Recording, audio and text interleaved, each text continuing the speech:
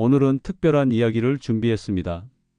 89세의 나이에도 여전히 현역으로 환자를 돌보고 계신 박준혁 선생님의 장수 비결에 관한 이야기입니다. 시작하기 전 이 채널을 아직 구독하지 않으셨다면 지금 바로 구독 버튼을 눌러주세요. 그리고 좋아요도 함께 눌러주시면 더 많은 분들께 이런 소중한 지혜가 전해질 수 있습니다. 이 영상은 단순한 건강 정보가 아닙니다. 오늘 이 영상을 끝까지 시청하신다면 여러분의 식탁이 바뀌고 그 식탁이 여러분의 삶을 바꿀 것입니다. 80대 후반에도 주 4일 진료를 계속하는 의사의 생생한 경험에서 우러나온 지혜를 통해 여러분도 건강한 노후를 설계할 수 있는 통찰을 얻게 될 것입니다. 박준혁 선생님은 1936년 강원도의 작은 산골 마을에서 태어나셨습니다. 한국전쟁을 겪으며 의사가 되기로 결심하셨고 56년이라는 긴 세월 동안 환자들의 건강을 돌봐오셨습니다. 수많은 환자들의 생로병사를 지켜보며 박 선생님은 건강한 삶의 비결이 값비싼 약이나 최신 의료 기술이 아니라 일상에서의 작은 선택들에 있다는 사실을 깨달으셨습니다. 사람들은 늘 멀리 있는 특별한 해결책을 찾지만 진짜 비결은 매일 식탁 위에 올라오는 음식에 있습니다. 박 선생님은 89세의 고령임에도 불구하고 매주 월요일부터 목요일까지 오전 진료를 계속하고 계십니다. 기억력도 젊은 의사 못지않게 좋으시고 손 떨림 없이 여전히 간단한 시술도 직접 하신다고 합니다. 그 비결을 물었을 때 박 선생님은 주저없이 음식이라고 대답하셨습니다. 동양의학에서는 오래전부터 약식동원이라 하여 음식과 약이 같은 근원에서 나온다고 가르쳐 왔습니다. 박 선생님은 이 오래된 지혜를 현대 영양학과 접목시켜 자신만의 장수 음식 원칙을 만들어 오셨습니다. 오늘은 박준혁 선생님께서 평생 실천해 오신 장수 음식 원칙 3가지를 여러분께 소개해 드리려고 합니다. 이 원칙들은 단순하지만 강력합니다. 현대의학의 관점에서도 그 효과가 입증된 원칙들이며 무엇보다 한 인간의 89년 삶을 통해 검증된 실질적인 지혜입니다. 자, 그럼 지금부터 박준혁 선생님의 장수 음식 원칙 첫 번째를 알아보겠습니다. 장수 음식 원칙 첫 번째는 발효식품을 매일 먹는다입니다. 박준혁 선생님은 56년 동안의 의료 경험을 통해 장수하는 사람들에게서 발견한 공통점 중 하나가 바로 발효식품의 꾸준한 섭취라고 말씀하십니다. 특히 우리 한국인의 전통 식단에 포함된 김치, 된장, 고추장, 간장과 같은 발효식품은 세계적으로도 그 가치를 인정받고 있습니다.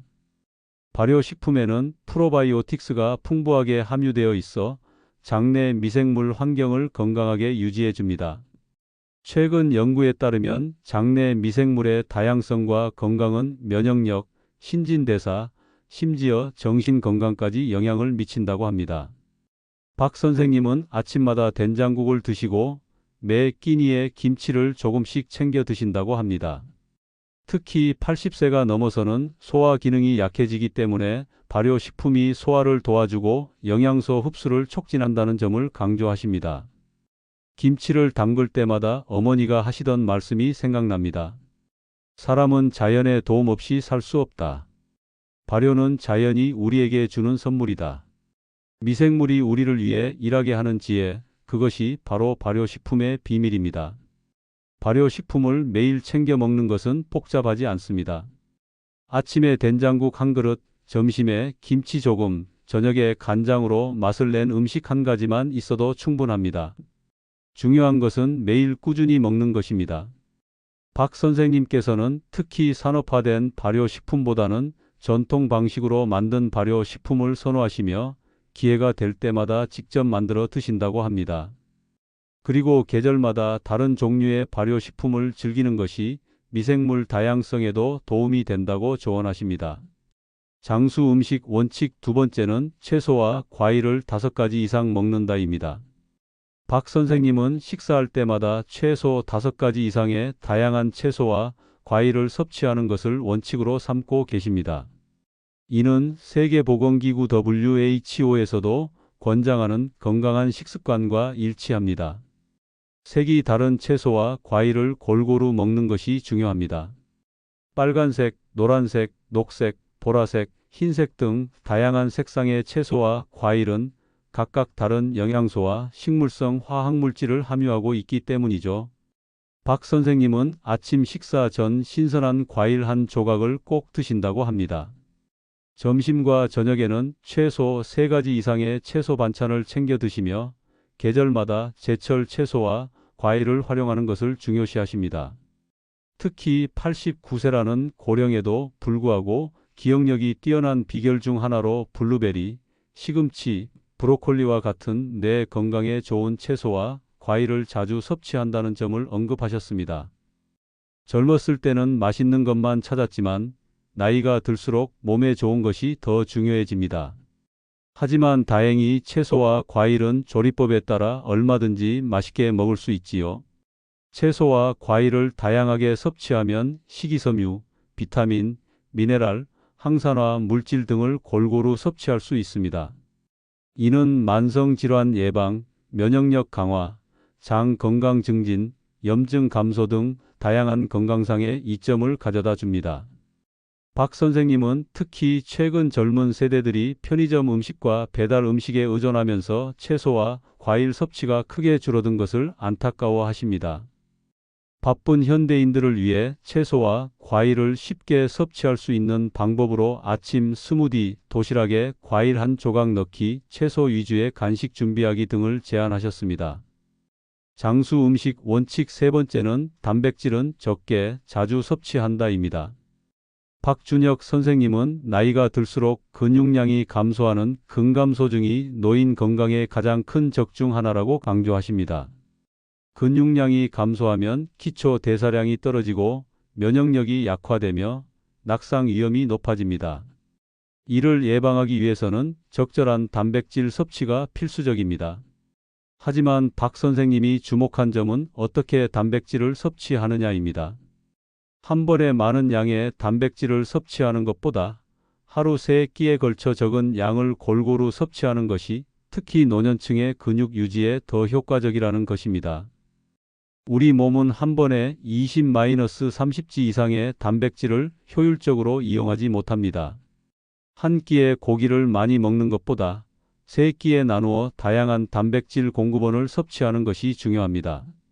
박 선생님은 아침에는 두부나 계란, 점심에는 생선, 저녁에는 콩류나 가금류 등 다양한 종류의 단백질을 골고루 섭취하는 것을 권장하십니다.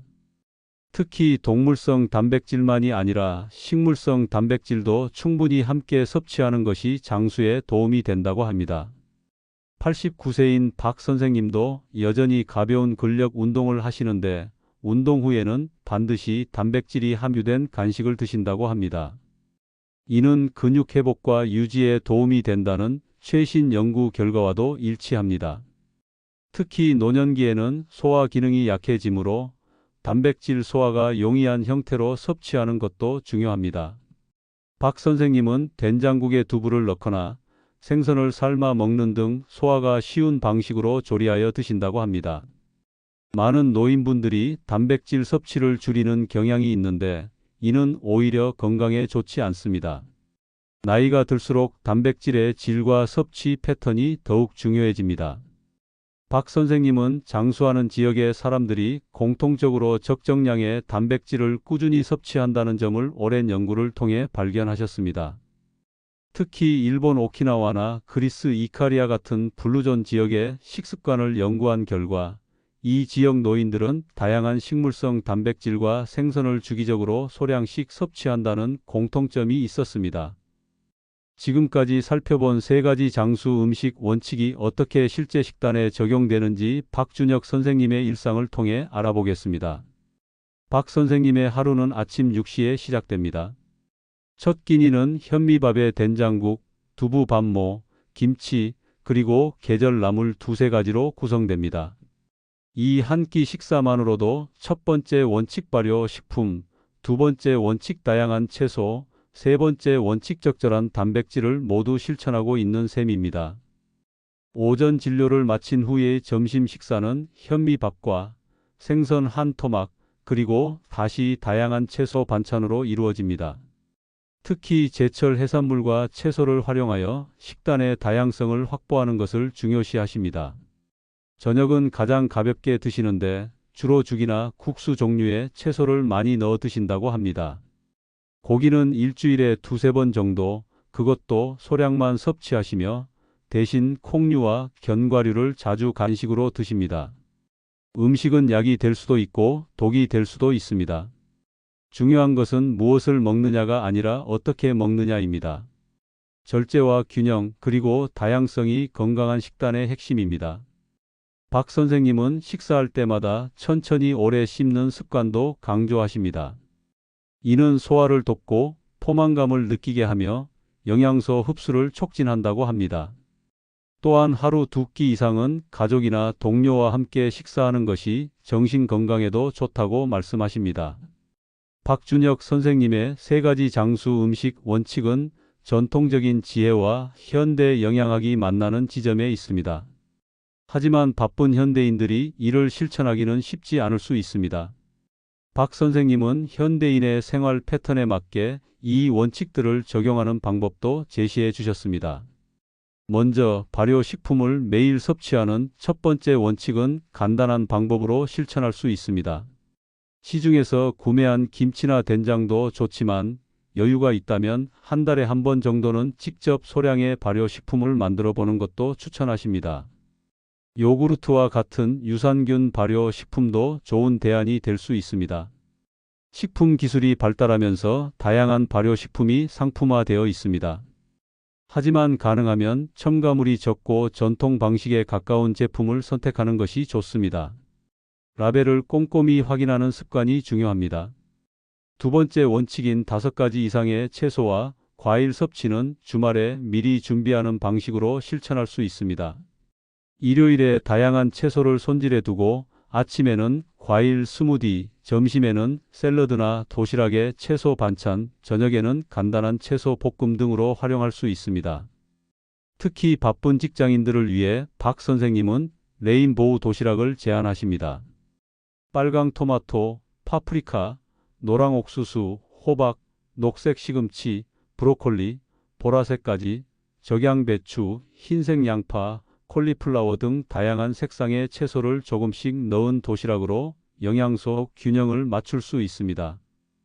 세 번째 원칙인 단백질 적게, 자주 섭취하기는 현대인의 간식 선택에서 실천할 수 있습니다. 오후 간식으로 단백질 요구르트나 견과류, 삶은 계란 반쪽 등을 선택하면 저녁 식사 때 과도한 단백질 섭취를 줄일 수 있습니다. 식품 산업이 발달하면서 단백질 보충제나 단백질 강화 식품도 많이 나오고 있습니다. 이런 제품들이 간편하긴 하지만 가능한 한 자연 식품을 통해 단백질을 섭취하는 것이 장기적으로는 더 건강에 좋습니다. 박 선생님은 현대인들이 식사 시간을 충분히 갖지 못하는 것에 대해 우려하십니다. 아무리 좋은 음식도 제대로 소화하지 못하면 영양소를 흡수하기 어렵기 때문입니다. 최소 20분 이상은 식사에 투자할 것을 권장하십니다. 또한 현대인들의 배달 음식과 외식 의존도가 높은 점도 지적하셨습니다.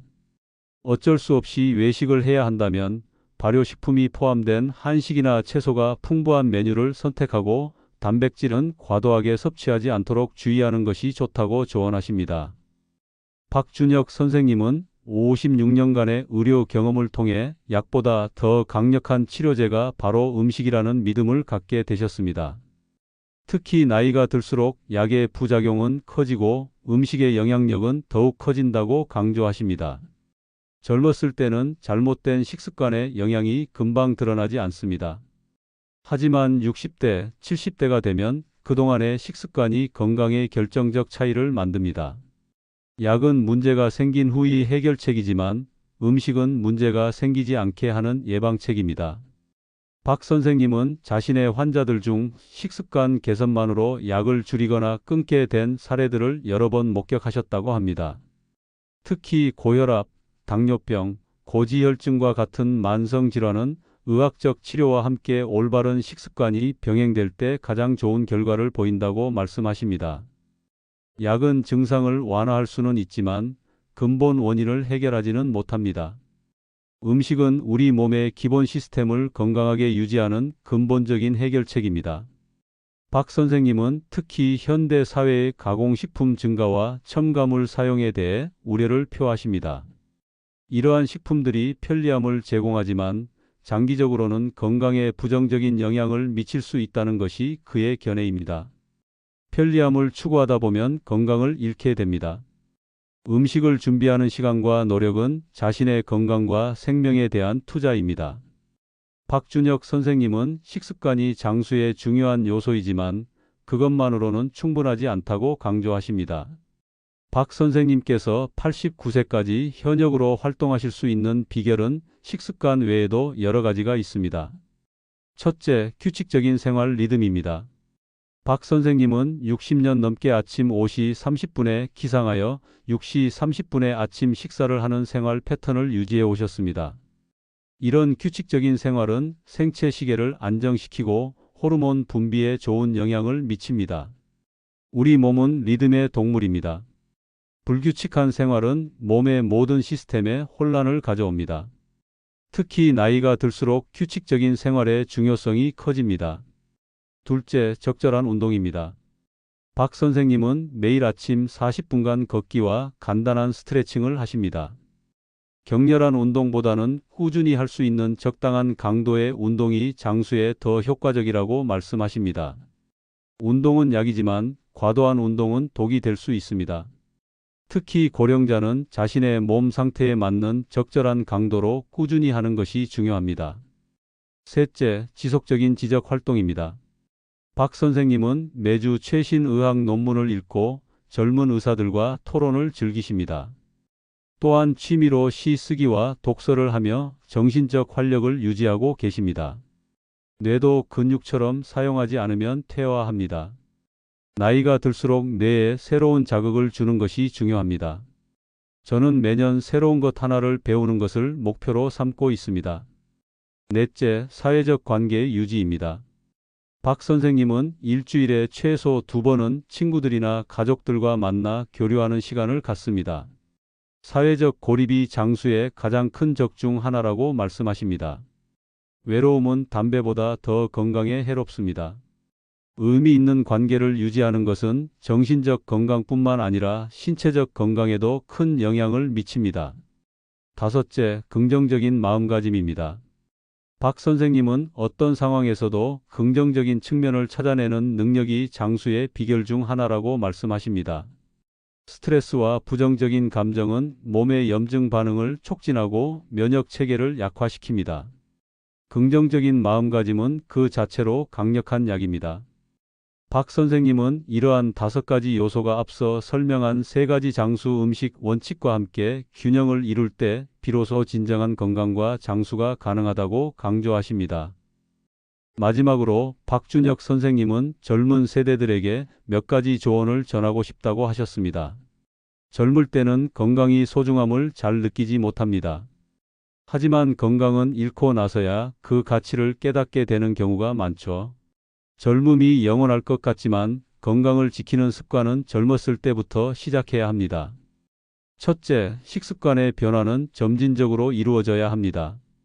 갑작스러운 변화는 오래 지속되기 어렵습니다.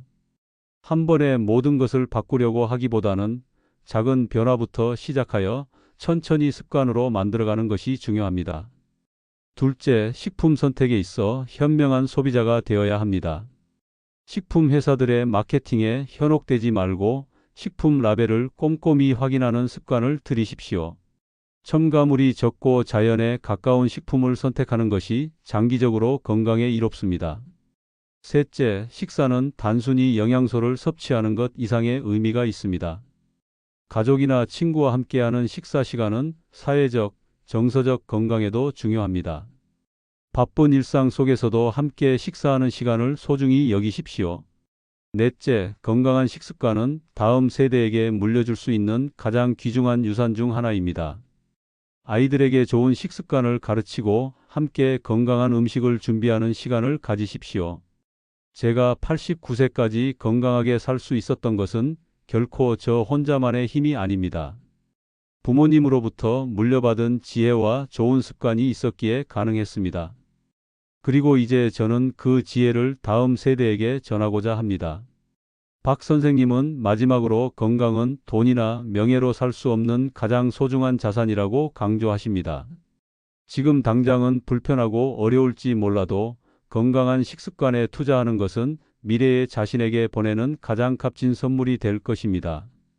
지금까지 박준혁 선생님의 장수 음식 원칙과 건강한 생활 습관에 대해 알아보았습니다.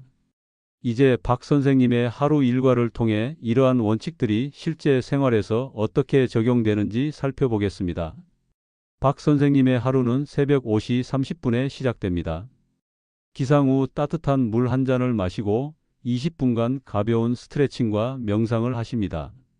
이는 하루를 시작하는 긍정적인 루틴으로 정신적 안정과 신체적 활력을 동시에 챙기는 방법입니다. 아침 6시 30분 아침 식사는 앞서 말씀드린 대로 현미밥, 된장국, 계절 나물, 약간의 단백질 반찬으로 이루어집니다. 식사 후에는 40분간 동네를 산책하십니다. 걷는 동안 새소리를 듣고 계절의 변화를 느끼는 것이 하루 중 가장 행복한 시간이라고 합니다. 오전 8시부터 12시까지는 병원에서 환자들을 진료하십니다. 60년 넘게 같은 지역에서 진료해온 박 선생님은 이제 환자의 자녀, 심지어 손주까지 진료하는 경우도 많다고 합니다. 이러한 세대를 넘는 신뢰 관계가 의사로서의 보람이자 활력소라고 말씀하십니다.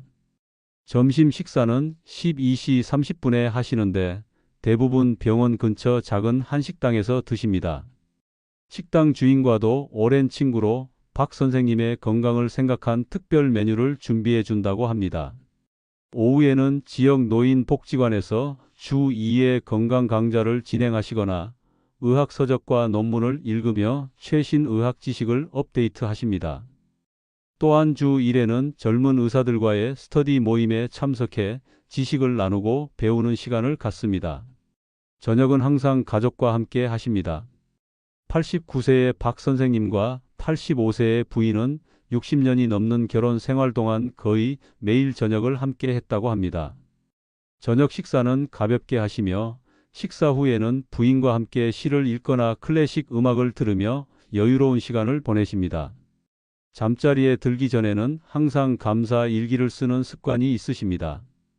하루 동안 감사했던 일 3가지를 적으며 하루를 마무리하는 것이 긍정적인 마음가짐을 유지하는 비결이라고 말씀하십니다. 나이가 들수록 작은 일상에 감사하는 마음이 커집니다. 오늘 하루 건강하게 환자를 볼 수 있었다는 것, 맛있는 식사를 할 수 있었다는 것, 사랑하는 사람들과 함께 할 수 있었다는 것, 이런 평범한 일상이 사실은 가장 특별한 선물이라는 것을 나이가 들면서 깨닫게 됩니다. 박 선생님은 이렇게 규칙적이고 의미 있는 일상을 통해 89세의 나이에도 현역 의사로 활동하며 건강한 삶을 유지하고 계십니다. 그리고 이 모든 것의 기본에는 앞서 말씀드린 3가지 장수 음식 원칙이 있습니다.